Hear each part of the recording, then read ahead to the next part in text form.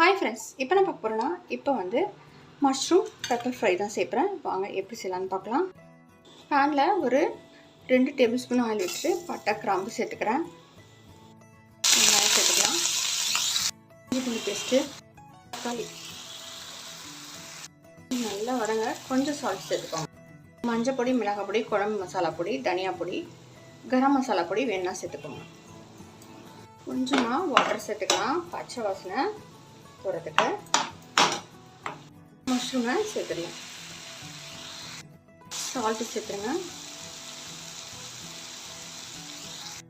கொஞ்சம் போல் வாட்டர் சேர்த்துக்கலாம்.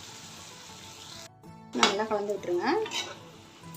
மூடி வச்சிடலாம், வேகட்டும். ஃப்ரெண்ட்ஸ், பெப்பர் பொடி வந்து ஒரு 1/2 ஸ்பூன் போடுறேன். நீங்கள் வந்து உங்கள் காரத்துக்கு தேவைக்கேற்ப நீங்கள் போட்டுக்கலாம். கொத்தமல்லி சேர்த்துக்கலாம். சூப்பராக ஆயிடுச்சு ஃப்ரெண்ட்ஸ். இந்த மாதிரி ட்ரை பண்ணி பாருங்கள், சூப்பராக இருக்கும். சப்பாத்தி, ரைஸு, பூரி எல்லாத்துக்கும் சூப்பராக இருக்கும் ஃப்ரெண்ட்ஸ். சூப்பராக அருமையாக ரெடி ஆயிடுச்சு மஷ்ரூம் பெப்பர் ஃப்ரை. நீங்கள் ட்ரை பண்ணி பாருங்கள். ப்ளீஸ் லைக் பண்ணுங்கள், சப்ஸ்கிரைப் பண்ணுங்கள் ஃப்ரெண்ட்ஸ். தேங்க்யூ.